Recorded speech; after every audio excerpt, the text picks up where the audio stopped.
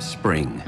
Way back in 2018, Syfy announced that the TV adaptation of Resident Alien will be coming to our screens. The company further mentioned that the show had been given a pilot order with Chris Sheridan as the creator of the show. The reins of the plot development then fell on Universal Cable Productions, Dark Horse Entertainment, and Ambient Television. The next year, in 2019, the company then announced that production had started in Vancouver, with a release date to be made public a few months later. With the official trailer already out, the show was based on a Dark Horse comic of the same name. The first footage of the show was shown at the New York Comic Con in 2020. The trailer, which ran for 7 minutes, introduced viewers to the resident alien, Harry Vanderspiegel, in both his alien and human form, and how he navigates his daily life in a small Colorado community. Sounds exciting, right? Fortunately, the wait is almost over, as the company mentioned that the show will air on the 27th of January 2021. With a few days to its release, here's everything that we know about the upcoming series Resident Alien. But first, a simple reminder on how to enter our brand new giveaway.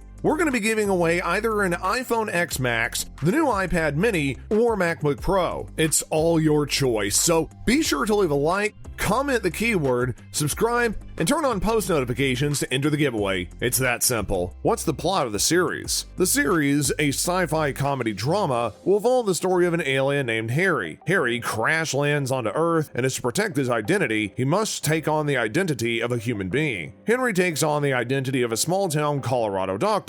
However, he suffers an internal battle, a moral dilemma, in regards to his secret mission to Earth. When he arrives on Earth, Harry would strive to live a simple life, trying to exist like a normal human being, but his world changes when he gets roped into a local murder, and this makes him understand that to survive in a world full of humans, you need to act, think, and of course, look like them. He also sees an entirely different side to humanity, which causes him to ask, are humans worth saving? The show takes place in the fictional town of Patience, which was originally set in Washington. However, it has since been moved to Colorado for the show. Peter Hogan, one of the co-creators of the comic book series, said, quote, I mean, they're doing different things. It's very different, and there's no denying that, but I really don't mind because it's really good. It's done really well. The whole end product is enjoyable, which is kind of the best you can hope for, really. As previously mentioned, the show is based on the Dark Horse comic of the same name. The comic book series, which was created by Peter Hogan and Steve Parkhouse, tells the story of an alien who crash lands on Earth and then poses as a doctor to protect his identity, pending the time he would be rescued by his people. However, he is exposed and soon appears under the radar of a government agency. He is pursued, declared wanted, but in spite of all this, he still manages to solve crimes and mystery cases. The comic series has enjoyed positive critical acclaim and is partially why it's being adapted for TV. One of the creators, Peter Hogan, wanted to create a story around an alien who didn't appear as a monster or an intruder, but rather as a non-human character who readers and viewers will be able to connect emotionally with. Hence, the birth of Harry Vanderspiegel. The creators have also mentioned that the comic book series was influenced by Twin Peaks and My Favorite Martian. Since 2012, when it was first released, 5 miniseries have been completed, and there are plans for a 6th one. In 2018, Syfy made its first pilot order, a movie that came right after the cancellation of shows like The Expanse, which was in its 3rd and final season. Around this time, Syfy also ended up picking up 2 interesting projects: Deadly Class, which is based on a graphic novel of the same name, and Night Flyers, which is a thriller based in space and adapted from a George R.R. Martin novella. With this, Resident Alien will join other sci-fi projects like Channel Zero, Krypton, Happy, Face Off, Killjoys, 12 Monkeys, and The Magicians. The movie network also co-produced movies and series such as Van Helsing, Z Nation, and Winona Earp. Also, the first season will focus entirely on the murder mystery from the first issues of the comic.